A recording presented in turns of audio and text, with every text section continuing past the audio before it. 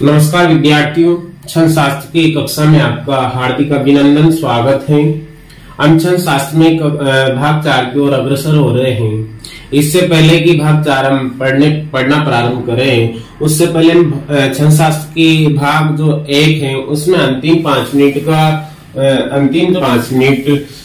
का जो वीडियो है उसमें आवाज नहीं आने की वजह से हम उसको फिर से आवाज नहीं होने की वजह से हम उसको फिर से देख लेते हैं। आवाज नहीं है या नहीं होने से उसे हम इस कक्षा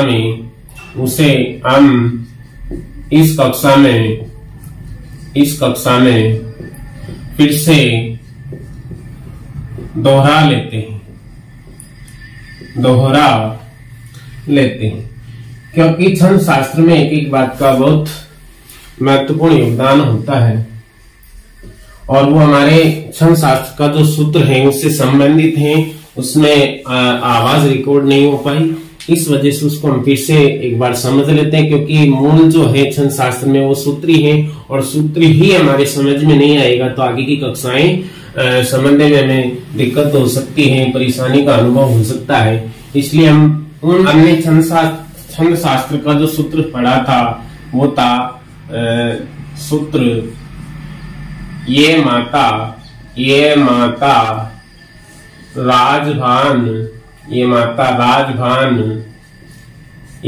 राजभान सलगा। ऐसा हमारा छंद शास्त्र का सूत्र था, ये माता राजभान सलगा, जिससे हमने 8 गणों का निर्धारण किया था। यही सूत्र है जिससे हम 8 गणों का निर्धारण करते हैं। पूरा जो छंद शास्त्र है इसी मात्राओं का निर्धारण या गणों का निर्धारण हम करते हैं, इसी सूत्र के माध्यम से करते हैं। तो ये हमारे लिए बहुत महत्वपूर्ण सूत्र है और इसको हम फिर से दोहरा रहे हैं। देखिए, पहले इस पर हम मात्राएं लगा लेते हैं।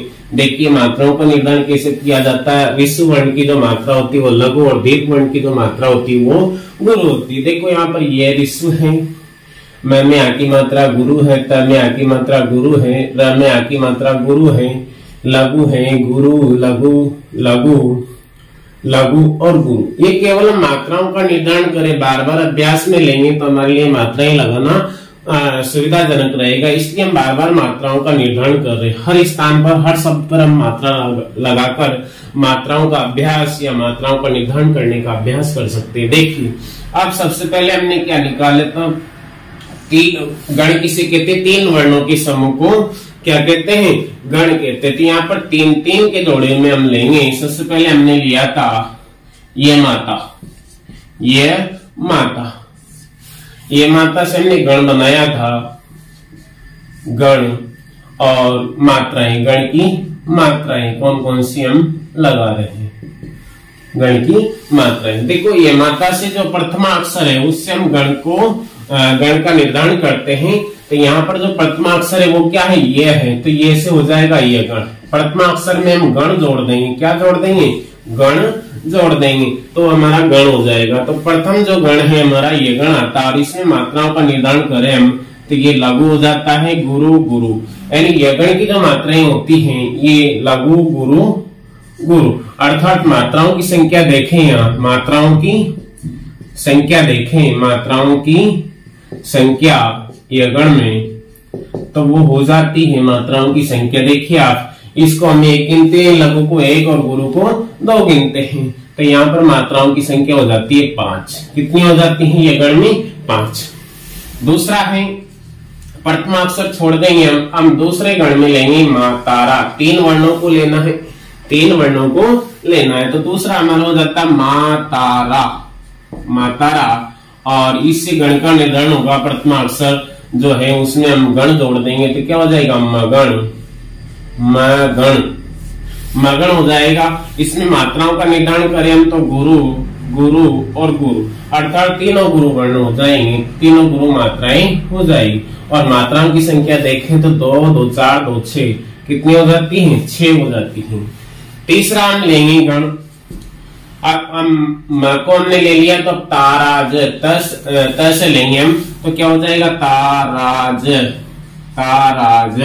इसमें मात्राओं का निर्धारण करें तो गुरु और लघु हो जाता है, गण बनता है तगण। क्या बनता है? गण बनता है तगण। और इसकी मात्राएं हो जाती हैं गुरु गुरु लघु। इसमें भी मात्राओं की संख्या कितनी हो जाती है 5। कितनी हो जाती है 5। चौथा हम गण लेंगे, देखो हमने ताराज ले लिया है तो अब ता के बाद में आता है रा। क्या आता है राजभा। चौथा होगा हमारा राजभा। राजभा क्या होगा राजभा। और राजभा से हो जाएगा रगण। क्या हो जाएगा रगण। चौथा गण हमारा होगा रगण। इसमें मात्राओं का निर्धारण करें तो गुरु लघु गुरु। गुरु लघु गुरु मात्राओं की संख्या कितनी हो जाती है 5। पांचवा हम लेंगे गण। अब देखो रा हमने ले लिया तो अब यहां से लेंगे हम जय भान। क्या लेंगे जय भान। जय भान। जय भान से हो जाएगा जय भान से हो जाएगा जगण। क्या हो जाएगा जगण। मात्राओं का निर्धारण करें तो लघु गुरु लघु। लघु गुरु लघु मात्राएं कितनी हो जाएगी 4। छठे नंबर पर नाम लेते हैं, देखो ज ले लिया तो अब लेंगे भानस। क्या लेंगे भानस। ये छठे नंबर पे हो जाएगा हमारा भानस। अर्थात भानस से भगण। क्या हो जाएगा गण भगण। जो प्रथमा अक्षर है उसमें हमें क्या जोड़ना गण जोड़ना है। गण हम जोड़ेंगे तो वो क्या है जो प्रथमा अक्षर में गण जोड़ेंगे तो उससे ही उस गण को जाना जाता है। जैसे भ से भगण। भ से क्या हो जाता है भगण हो जाता है। अब इसमें मात्राओं का निर्धारण करें तो गुरु लघु लघु। देखिए आप गुरु लघु लघु मात्राओं की संख्या कितनी हो जाती है 4। अब 7वें नंबर पर हम लेंगे, देखो हमने ले लिया भ तो अब बचा है हमारे पास आगे 3 वर्ण नस्ल। एक कम करते जाएंगे और एक बढ़ाते जाएंगे तो क्या है नस्ल। नस्ल नस्ल। इसमें मात्राओं का निर्धारण करें तो लघु लघु लघु। नस्ल में क्या है तीनों लघु है तो नगण की जो मात्राएं होगी नगण जो गण है उसकी मात्राएं होगी लघु लघु लघु। मात्राओं की संख्या हो जाएगी 3। कितनी हो जाएगी 3। अब 8वें नंबर पर हम लेंगे, मैम ने ले लिया तो क्या बचा हमारे पास सलगा। क्या बचा सलगा। और सलगा में मात्राओं का निर्धारण करेंगे तो लघु लघु गुरु। इस प्रकार से ये हो जाएगा हमारा सगण। क्या हो जाएगा सगण। अब सगण में मात्राओं को देखें तो लघु लघु गुरु। लघु लघु गुरु। गुरु 1 2 और 2 4। कितनी होगी मात्राओं की संख्या 4। इस प्रकार से हमने जो सूत्र है उसके माध्यम से 8 गणों को हमने निकाला है। यगण मगण तगण रगण जगण भगण नगण सगण। और इनकी मात्राओं का निर्धारण हमने किया कि यगण में कितनी मात्राएं होती है मगण में कितनी होती है तगण में कितनी होती है रगण में कितनी होती है जगण में कितनी होती है भगण में कितनी होती है और नगण में और सगण में कितनी कितनी मात्राएं होती है। हमने प्रथम क्लास में पढ़ लिया था लेकिन वहां पर आवाज रिकॉर्ड नहीं होने की वजह से हम इसको दोबारा आज कक्षा 4 में देख रहे हैं। अर्थाक्षर शास्त्र का जो भाग 4 है उसमें दोबारा इसको दोहरा रहे हैं। देखिए अब इससे आगे हमने कुछ शब्द लिए थे जिन पर मात्राओं का निर्धारण किया था। उन शब्दों को एक एक करके हम लिखते हैं और उन पर मात्राओं का निर्धारण करते हैं। अर्थात शब्द क्यों ले रहे हैं हम, क्योंकि शब्दों पर हम मात्राओं का निर्धारण करेंगे तो उससे हमारा अभ्यास अच्छा हो जाएगा और हमें मात्राओं का निर्धारण करने में कोई समस्या नहीं होगी। इसके बाद में उसकी मात्राएं कौन कौन सी हैं, मात्राएं कौन कौन सी हैं और मात्राओं की संख्या क्या है। मात्राओं की कितनी संख्या है, मात्राओं की संख्या। और अंत में हम देखेंगे उस शब्द में वर्ण कितने हैं, कुल वर्ण। कुल वर्ण देखिए सबसे पहले हम शब्द लेते हैं। दिनेश लिया था हमने। कोई भी शब्द हम मात्राओं का निर्धारण कर रहे हैं, थोड़ा अभ्यास कर रहे हैं इन शब्दों पर। तो दिनेश, अब दिनेश जो शब्द है इसमें सबसे पहले हमें क्या मात्राओं का निर्धारण करना है। तो देखो हमने मात्राओं के निर्धारण के 4-5 नियम पढ़े हैं। मात्राओं का निर्धारण स्वरों से होता है। विश्व स्वर की मात्रा लघु और दीर्घ स्वर की मात्रा गुरु होती है। आदि वर्ण के पहले वाला वर्ण हमेशा गुरु माना जाता है। संयुक्त अक्षर के पहले वाला वर्ण भी लघु होने पर विश्व होने पर गुरु गिना जाता है। और जो संयुक्त अक्षर है अगर उसमें स्वर दीर्घ है तो वो गुरु होगा और अगर उसमें स्वर विश्व है तो वो लघु ही रहेगा। अनुस्वार का अगर किसी शब्द के ऊपर अनुस्वार लगा है तो उसकी मात्रा हमेशा गुरु गिनी जाएगी। और मात्रा निर्धारण में छठा जो हमने पढ़ा था, मात्राओं के निर्धारण में चंद्र बिंदु का कोई महत्व नहीं होता, अर्थात ऋषु वर्ण है तो ऋषु रहेगी उसकी मात्रा, और दीर्घ वर्ण है तो उसकी मात्रा गुरु हो जाएगी। देखिए आप यहाँ पर लघु, गुरु, लघु, इस प्रकार से मात्राएं क्या आई है हमारे पास, लघु, गुरु, लघु, लघु, गुरु और लघु, इस प्रकार से हमारे पास मात्राएं आई। अब इसमें हम देखें तो क्या है हमारे जो ये कौन सा गण यहाँ पर बन रहा है, अगर गण को भी हम चिन्हित करें तो यहाँ पर कौन सा गण बन रहा है ये हमें देखना है। जैसे हमने सूत्र के माध्यम से गणों का निर्धारण किया था, तो इसमें कौन सा हमारा गण बनता, देखिए इसमें गण बनता है जगण, क्या बनता है, जबान, अर्थात जगण बनता है, क्या बनता है, जगण, जबान। मात्राओं की संख्या हो जाती है 4 और कुल वर्णों की संख्या अगर देखें तो 1, 2 और 3, कुल वर्ण कितने हो जाते हैं, 3। तो यहाँ पर क्या हो गया, गण अगर हम देखें तो गण को यहाँ पर हम देख सकते हैं, गण, गण भी हम देख लें, इसमें कौन सा है, जगण, कौन सा गण हो जाता है, जगण, जगण हो जाता है। दूसरा शब्द हमने लिया आश्चर्य, आश्चर्य, देखिए आश्चर्य, आश्चर्य शब्द पर हम मात्राओं का निर्धारण करते हैं तो सबसे पहले तो क्या आधा अक्षर आ रहा है बाद में, और आ पहले से ही दीर्घ है तो इसका कोई प्रभाव नहीं पड़ेगा। अगर अ होता, ऋषु वर्ण कोई भी होता तो ये उसको दीर्घ कर देता, परंतु यहाँ पहले से क्या है, दीर्घ है, इसलिए इसका कोई प्रभाव नहीं पड़ेगा। देखिए गुरु, और इसकी कोई मात्रा नहीं लगेगी आधे वर्ण की, ये दूसरे वर्ण पर प्रभाव डालता है। आश्चर्य, अब देखो च में क्या है, च के बाद में र की र है, र है और र आधा वर्ण है, इसलिए ये क्या करेगा, इस च को गुरु कर देगा, और ये क्या हो जाएगा, ये क्या हो जाएगा, ये क्या हो जाएगा, लघु हो जाएगा। इस प्रकार से मात्राएं अगर देखें हम तो हो जाती है यहाँ पर गुरु, गुरु और लघु, गुरु, गुरु और लघु हो जाती है। और गण अगर देखें हम, गण का अगर निर्धारण करें तो ये हो जाता है ताराज, ताराज अर्थात तगण हो जाता है, क्या हो जाता है, गण, तगण, ताराज, ताराज जो तगण की मात्राएं ऐसी हैं। और मात्राओं की संख्या देखें तो 2, 2, 4, 1, 5 हो जाती है, मात्राओं की संख्या कितनी हो जाती है, 5। और कुल वर्ण हो जाते हैं हमारे पास, कुल वर्ण हो जाते हैं 1, 2 और 3, कुल वर्ण कितने हो जाते हैं, 3। तीसरे नंबर पे है शब्द हमारा संसद, संसद, संसद हमने लिया। अब संसद में क्या अनुस्वार लगा हुआ है, स ऋषु वर्ण है पर ये अनुस्वार लगा होती है, क्या हो जाएगा, दीर्घ हो जाएगा। और स ये लघु, लघु है ना, वह भी क्या है, लघु। इस प्रकार मात्राएं अगर देखें हम इसकी संसद की तो गुरु, लघु, लघु। अब यहाँ पर गण का निर्धारण करें तो भानस, भगण, भानस, भगण, यहाँ पर गण हो जाएगा, कौन सा हो जाएगा, भगण। और मात्राओं की संख्या हो जाएगी 2, 1, 3, 4, मात्राओं की संख्या कितनी हो जाएगी, 4 हो जाएगी, मात्राओं की संख्या कितनी हो जाएगी, 4 हो जाएगी। और यहाँ पर वर्ण देखें हम, कुल वर्ण, तो कुल वर्ण हो जाते हैं 3। इस प्रकार से हमें मात्राओं का निर्धारण करना है, इस प्रकार हमें मात्राओं का क्या करना है, निर्धारण करना है। अब आता है चक्रधर, चक्रधर, आगे शब्द हम पढ़ते हैं चक्रधर, चक्रधर। अब देखो चक्र, यहाँ पर आधा र है और आधा र का प्रभाव आगे वाले वर्ण च पर पड़ेगा। च ऋषु वर्ण है और च ऋषु वर्ण होने के कारण ये क्या है, आधे वर्ण से गुरु हो जाएगा। ये लघु, ये लघु, लघु। इस प्रकार से यहाँ पर मात्राएं हो जाती हैं गुरु, लघु, लघु और लघु।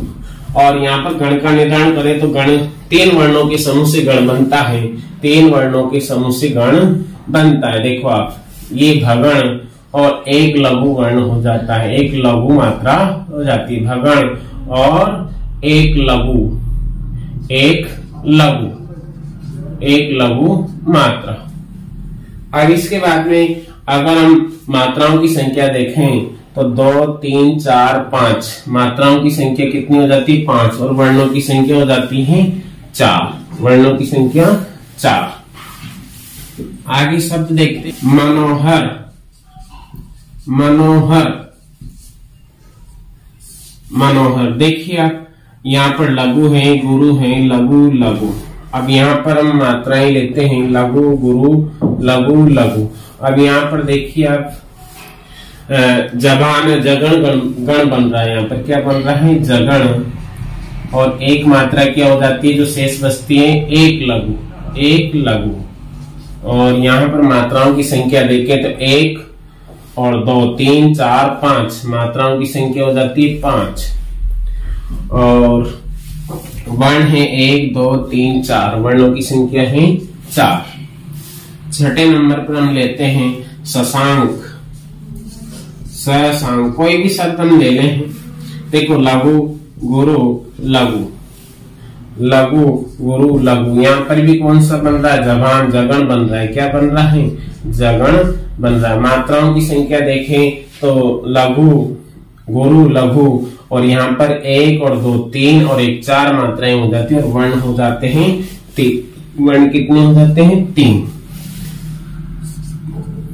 विप्लव, विप्लव, विप्लव शब्द है। इस पे मात्राओं का निर्धारण करें तो आधा प है और आधा प का आधे अक्षर का प्रभाव आगे वाले वर्ण पर पड़ता है, तो ये वी क्या हो जाएगा, छोटी की मात्रा है, ऋषु वर्ण है, लेकिन ये गुरु हो जाएगा लघु लघु, यानी गुरु लघु लघु। ये मात्राएं आती है। भानस भगण यहाँ पर हो जाता है, क्या हो जाता है भगण, गण बनता है यहाँ पर, और मात्राओं की संख्या हो जाती है 4। वर्णों की संख्या है 3, वर्णों की संख्या है 3। इसी प्रकार से और शब्द हैं जैसे कन्हैया, कन्हैया।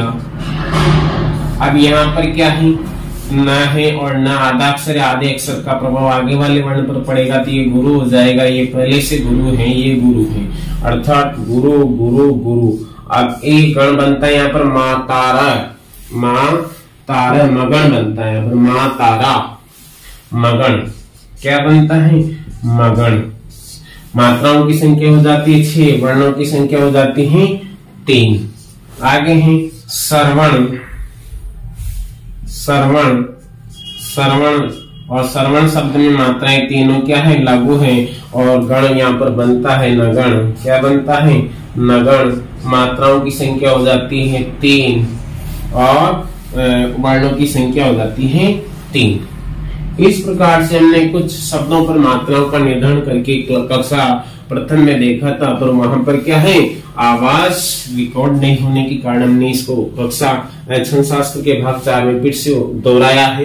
तो इस प्रकार से हम किसी भी शब्द पर मात्राओं का निर्धारण करके, किसी भी पंक्ति पर मात्राओं का निर्धारण करके और मात्रा निर्धारण करना सीख सकते हैं। अभ्यास करके हम बहुत सुविधाजनक छंद शास्त्र को बना सकते हैं।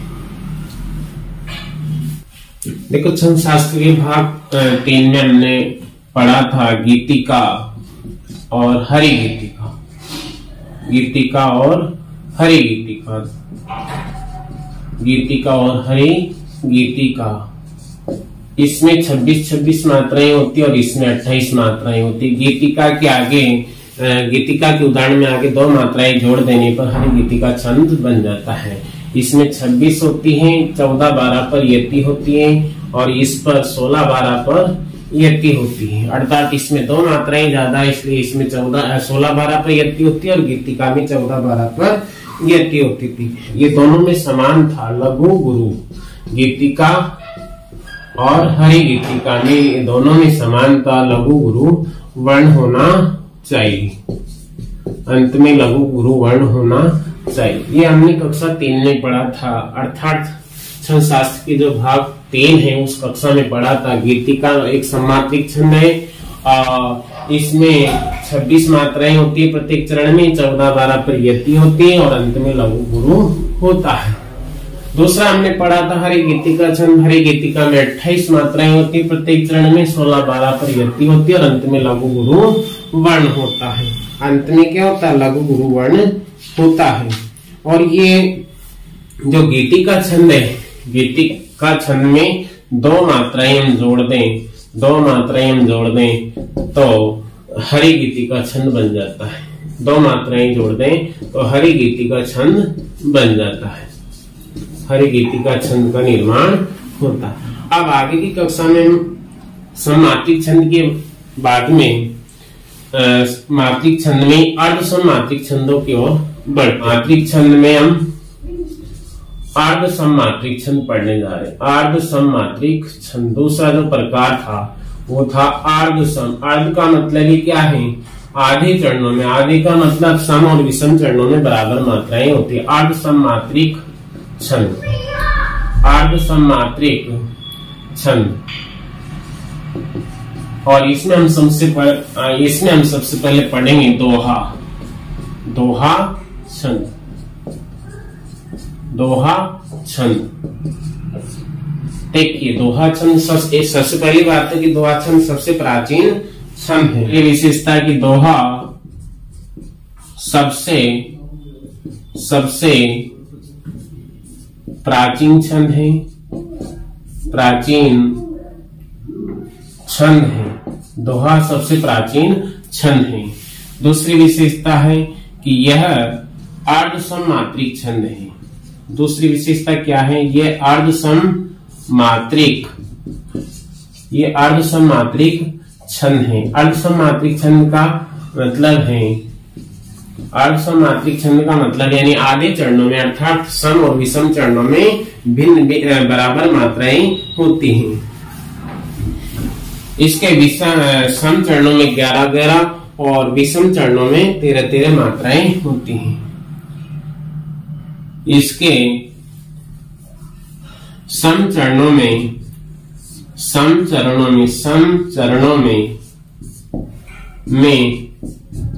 11-11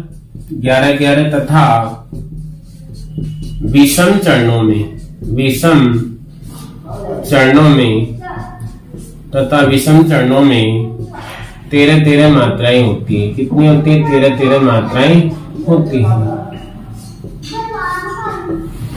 इसके सम चरणों में 11-11 और विषम चरणों में 13-13 मात्राएं होती हैं।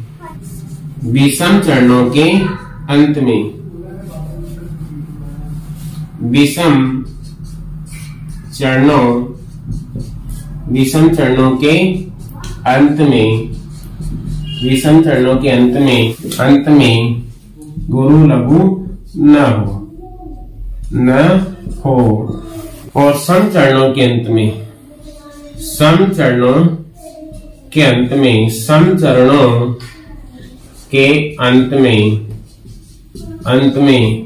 क्या हो? गुरु लघु हो। तो यहाँ पर हमने 5 शर्तें पढ़ी है। दोहा सबसे प्राचीन छंद है। सबसे पहली बात ये अर्ध सममात्रिक छंद यानी आधे चरणों में क्या है?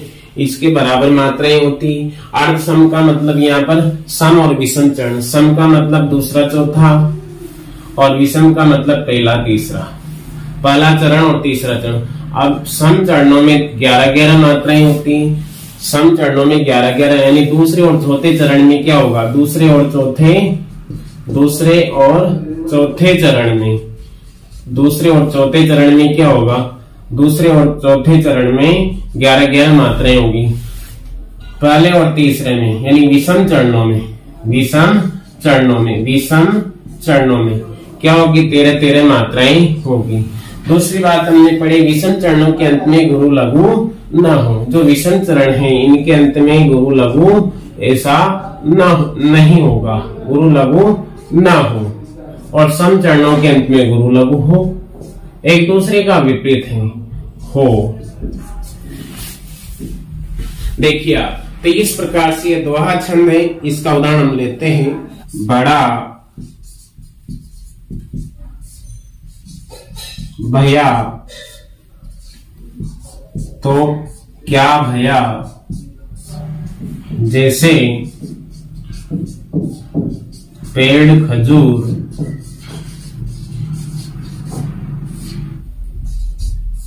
पंथी को छाया नहीं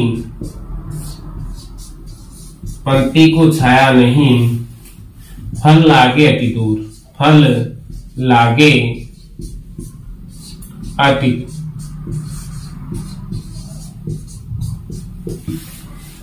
बड़ा भैया तो क्या भैया, जैसे पेड़ खजूर, पंक्ति को छाया नहीं, फल लागे अति दूर। तो सबसे पहली बात तो कि इसके सम और विषम चरणों में क्या है, अलग अलग मात्राएं, अर्थात सम में 11-11 और विषम चरणों में 13-13 मात्राएं होगी। सम में 11-11 और विषम में, विषम का मतलब यहाँ पर पहला और तीसरा चरण। अब सबसे पहले हम चरणों की पहचान करें तो यहाँ पर देखिए आप, बड़ा भैया तो क्या भैया, ये पहला चरण है। ये क्या है, पहला चरण है। ये पहला चरण है, ये पहला चरण है हमारा। पहला चरण इसे हम कहेंगे, ये यहां से और यहां तक जो है ये पहला चरण है। और ये दूसरा चरण है, यहां से और यहां तक दूसरा चरण है। अब इसके बाद में ये पंक्ति को छाया नहीं, फल लागे, पंक्ति को छाया नहीं, ये यहाँ पर यहां तक ये तीसरा चरण है। और ये यहां से ये चौथा चरण है। इस प्रकार से यहाँ पर 4 चरण हैं। अब पहली बात आती कि इसके सम चरणों में 11-11 मात्राएं होती है, यानी दूसरे और चौथे में तो क्या है 11-11 है, और विषम चरणों में पहले और तीसरे में, पहला और तीसरे में क्या है 13-13 मात्राएं। अब मात्राओं का निर्धारण करते हैं। सबसे पहले देखिए आप, ब क्या है, यहाँ पर ऋषु वर्ण है, यहाँ पर मात्रा लघु हो जाएगी। क्या हो जाएगी, लघु। यहाँ पर आश्व है, गुरु हो जाएगी। भ वर्ण यहाँ पर ऋषु है, लघु, यहाँ गुरु, गुरु, और इस पर कोई मात्रा नहीं लगेगी, यहाँ पर गुरु, लघु, गुरु। सबसे पहले हम विषम चरणों पर मात्राओं का निर्धारण कर लेते हैं। अब देखिए आप, पहले के बाद में तीसरा, क्योंकि विषम चरणों में क्या है 13-13 मात्राएं, तो पहले हम 13 विषम चरणों पर मात्राओं का निर्धारण कर लेते हैं। हमने पहले पर लगा लिया, अब हम तीसरे चरण पर मात्राओं का निर्धारण करते हैं। देखो अनुस्वार लगाओ तो क्या हो जाएगा, गुरु, ये भी गुरु, गुरु, गुरु, गुरु, लघु और गुरु। इस प्रकार से हमने विषम चरणों में मात्राओं का निर्धारण किया, पहले और तीसरे में, पहले और तीसरे चरण में। अब देखिए मात्राओं की गणना करते हैं। 1 और 2 3, 4, 4 2 6, 6 2 8, 8 और 2 10, 10 और 1 11, 11 और 2 13। कितनी मात्राएं होगी पहले चरण में, 13 मात्राएं। कितनी होगी, 13। अब हम तीसरे चरण में देखते हैं। 2 2 4, 2 6, 2 8, 2 10, 10 और 1 11, 11 और 2 13, 11 और 2 कितनी हो जाती हैं, यहाँ भी 13। यानी विषम चरणों में कितनी मात्राएं होती, पहले और तीसरे में 13-13 मात्राएं जो कि हमारे पास हैं। ये 13 यहाँ पर पहले में और 13 तीसरे में, दोनों में। अब सम चरणों में उससे पहले हम देख लेते हैं कि इसमें एक शर्त और लिखी थी हमने, विषम चरणों के अंत में लघु गुरु न हो, लघु गुरु न हो विषम चरणों के अंत में। विषम का मतलब यहाँ पहले और तीसरे से, विषम का मतलब यहाँ पहले और तीसरे से, अर्थात पहले और तीसरे चरण के अंत में क्या नहीं होना, गुरु लघु नहीं होना चाहिए। तो देखो पहले वर्ण में गुरु लघु नहीं है, और तीसरे चरण में भी क्या है, लघु गुरु है, गुरु लघु नहीं, यानी पूरी शर्तें यहाँ पर पूरी हो रही। सबसे पहली बात, विषम चरणों में 13-13 मात्राएं हैं, और अंत में क्या है, गुरु लघु नहीं है। अब सम चरणों की ओर हम बढ़ते हैं, यानी दूसरा और चौथा चरण क्या है, सम चरण है, और इनमें मात्राओं का निर्धारण करते हैं। तो ये दूसरा चरण है हमारा, इसमें देखें हम यहाँ एक ही मात्रा है तो गुरु मात्रा हो जाएगी। क्या हो जाएगी, गुरु मात्रा हो जाएगी। ये भी क्या है, गुरु, ये भी गुरु, ये लघु, ये लघु, गुरु और लघु यहाँ पर। और चौथे चरण में देखिए लघु, लघु, गुरु, गुरु, लघु, लघु, गुरु, लघु। अब मात्राओं की गणना कर लेते हैं। दूसरे चरण में 2 2 4, 2 6, 1 7, 8, 8 2 10 और 1 11। कितनी मात्राएं हैं, 11। चौथे चरण में देखिए 1 2 2 4, 2 6, 1 7, 8 2 10 और 1 11। अर्थात मात्राएं तो हमारे पास आ गई हैं 11। दूसरी शर्त क्या थी कि सम चरणों के अंत में गुरु लघु न हो, सम चरणों के अंत में गुरु लघु हो। क्या शर्त थी हमारी? सम चरणों के अंत में गुरु लघु हो, जो कि है हमारे पास। बोलो है या नहीं? गुरु लघु दोनों में है। तो इस प्रकार से दोहा छंद है जो सम चरणों में 11-11, यही आप नोट कर लें। सम का मतलब हो जाता है दूसरा और चौथा। इनमें क्या है? दूसरे और चौथे वर्ण में क्या होगी? 11-11 मात्राएं होगी और अंत में क्या होगा? दूसरे और चौथे में क्या होगा? गुरु लघु होगा, जो कि हमारे पास है। ये होगा, ये क्या है? होगा। और विषम चरण का मतलब है तीसरा, पहला और तीसरा, पहला और तीसरा, और इसमें मात्राएं होती हैं 13-13, और क्या है? गुरु लघु न हो, यानी ऐसी स्थिति नहीं होना चाहिए। गुरु लघु न हो, यहाँ पर हो और वहां पर नहीं हो। तो इस प्रकार से दोहा सबसे प्राचीन छंद है, अर्ध सममात्रिक छंद है। सम चरणों में यानी दूसरे और चौथे चरण में 11-11 मात्राएं होती है, तथा विषम चरणों में यानी पहले और तीसरे में 13-13 मात्राएं होती हैं। विषम चरणों के अंत में, विषम का मतलब पहला और तीसरे में गुरु लघु न हो और सम चरणों के अंत में गुरु लघु हो। तो ये हमारा दोहा छंद है। देखो एक उदाहरण से हम और देखते हैं इसको। तो दोहा क्या है? अर्ध सममात्रिक छंद है। कौन सा है? अर्ध सममात्रिक छंद है और सबसे प्राचीन छंद है। ये इसकी विशेषताएं, सबसे प्राचीन छंद है। उसके बाद में सम चरणों में 11-11 मात्राएं होती हैं और विषम चरणों में 13-13 मात्राएं होती हैं। 13-13 मात्राएं होती है। यहाँ पर गुरु लघु हो, यहाँ पर गुरु लघु हो, यानी ऐसी स्थिति यहाँ पर हो चरण के अंत में। किसमें? सम चरणों में। और विषम चरणों में गुरु लघु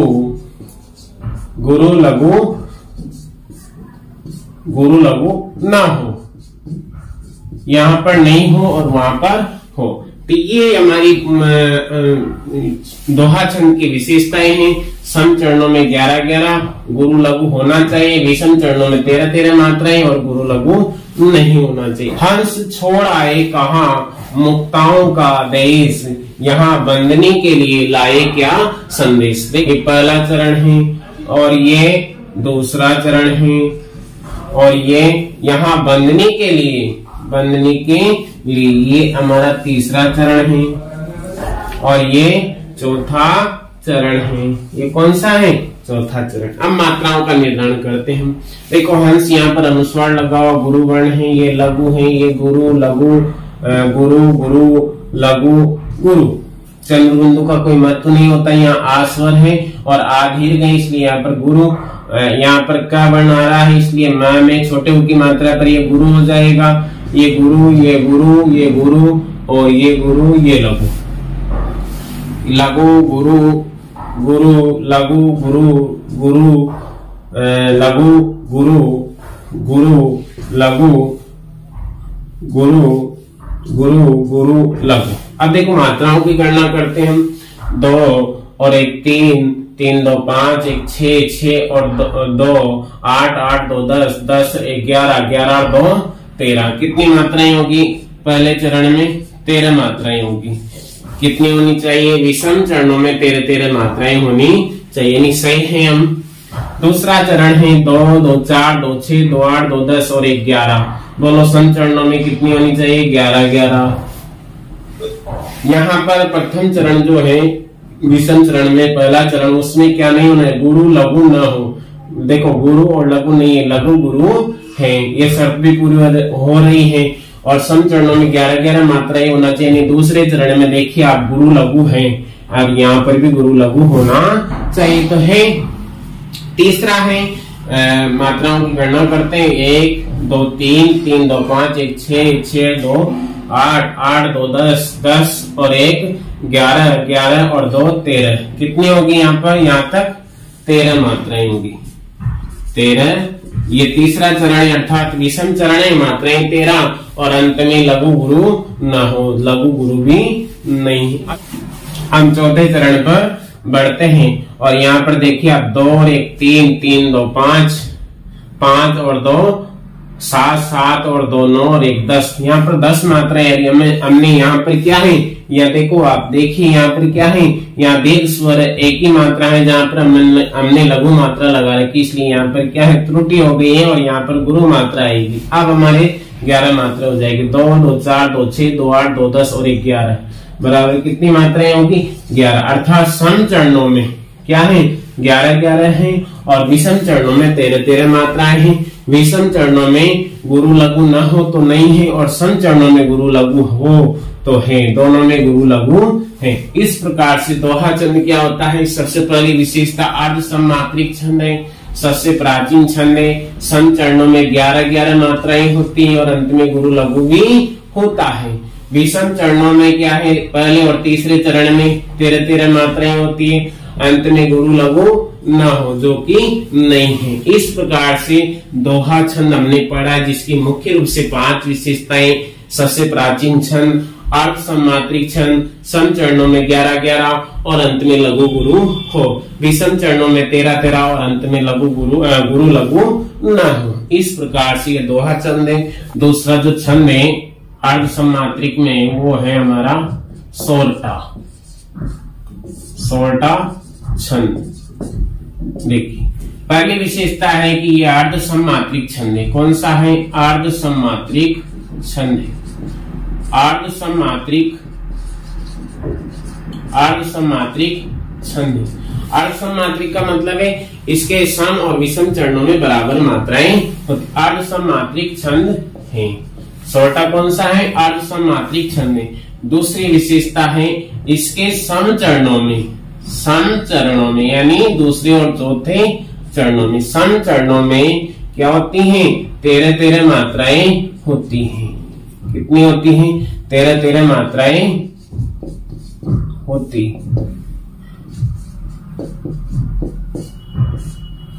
इसके सम चरणों में 13 13 मात्राएं होती हैं तथा विषम चरणों में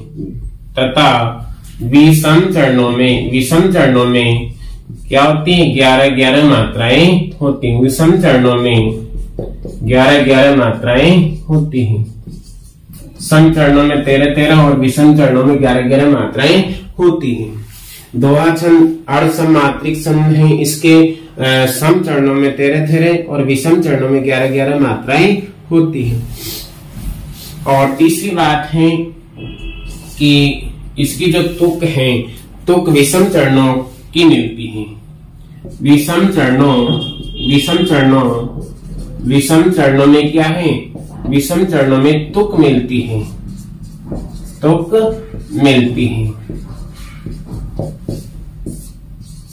इन चरण का जो विषम चरणों के अंत का जो है स्वर वो एक समान अर्थात एक समान तुक मिलती है वहां पर। तो ये विशेषताएं सोरठा छंद की। अर्ध सममात्रिक छंद में सम चरणों में 13 13 मात्राएं होती है और विषम चरणों में 11 11 मात्राएं। हमने दोहा छंद में पढ़ा कि उसके सम चरणों में 11 11 मात्राएं और विषम चरणों में 13 13 मात्राएं होती हैं। सम चरणों में यहाँ पर क्या है, सम में 13 13 और विषम चरणों में 11 11 मात्राएं हैं। दोहा में हमने इसका एकदम उल्टा पढ़ा था, तो इसको हम कह सकते हैं, इसको हम क्या कह सकते हैं कि यह दोहा का उल्टा होता है, उल्टा होता है। अर्थात दोहा छंद का उल्टा छंद है कौन सा, सोरठा, और दोहा सोरठा का उल्टा छंद है। अर्थात ये दोहा का उल्टा होता है। अर्थात दोहा का उल्टा क्यों हो रहा है, क्योंकि उसके सम चरणों में 11 11 थी और इसके सम चरणों में 13 13 है।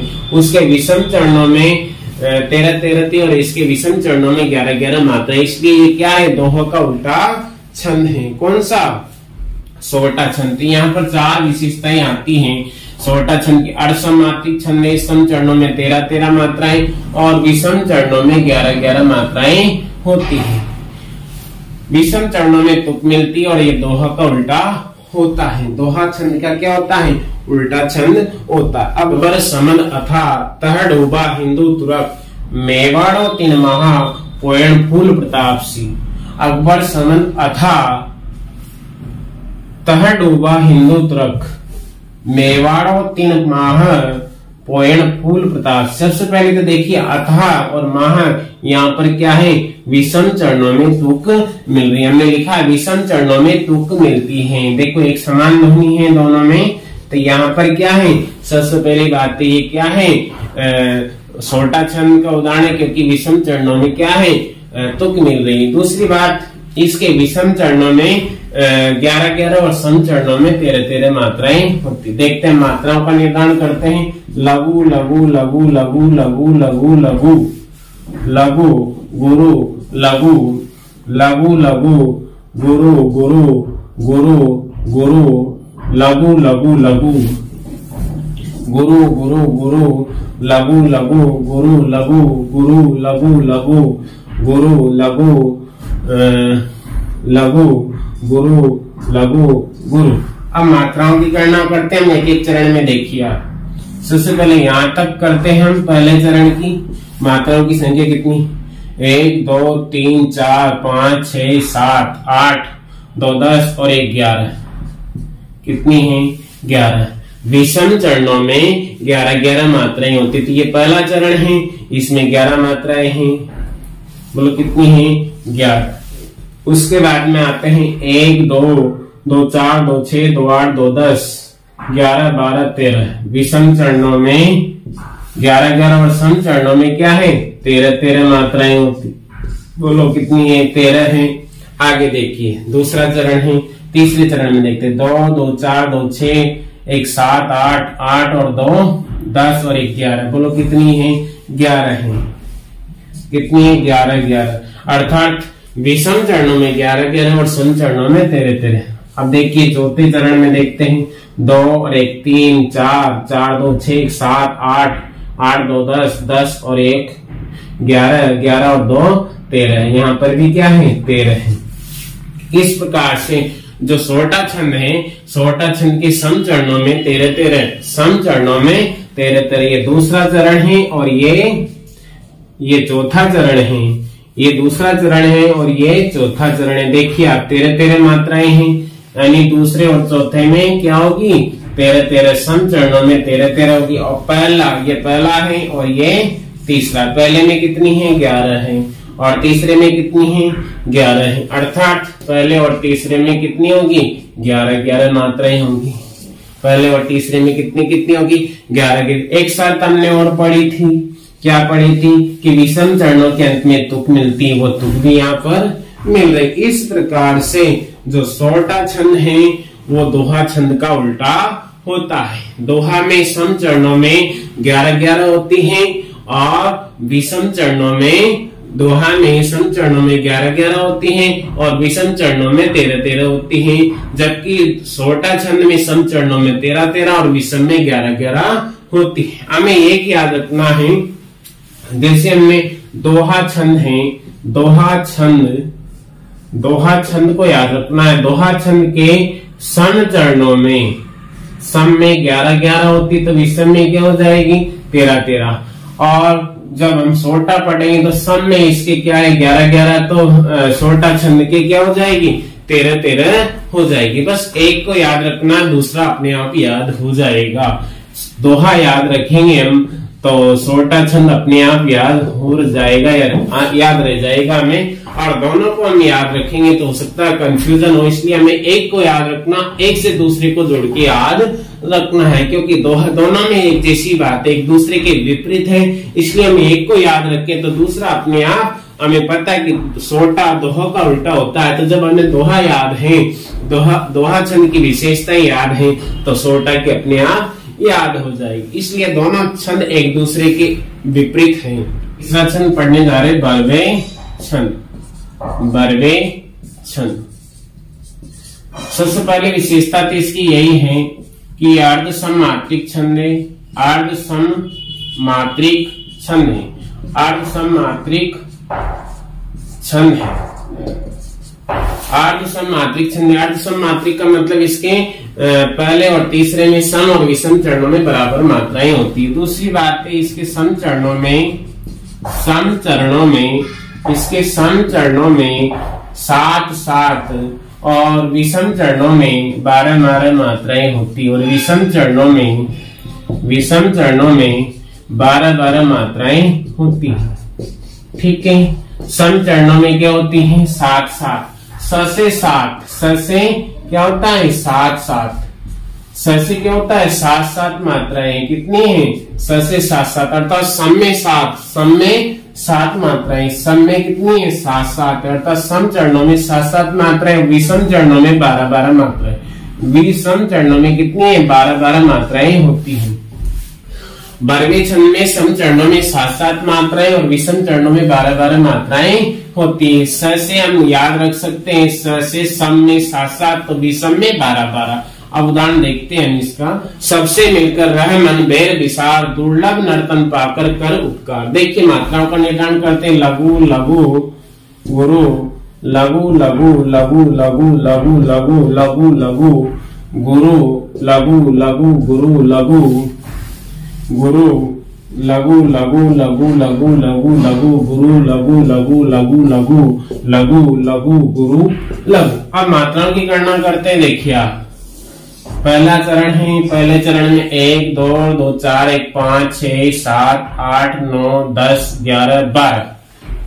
कितनी मात्राएं? पहले चरण में 12। दूसरे चरण में 2 3 4 2 6 7। कितनी है? 7। दूसरे चरण में कितनी है? 7। बोलो यही होना चाहिए? हाँ यही होना चाहिए।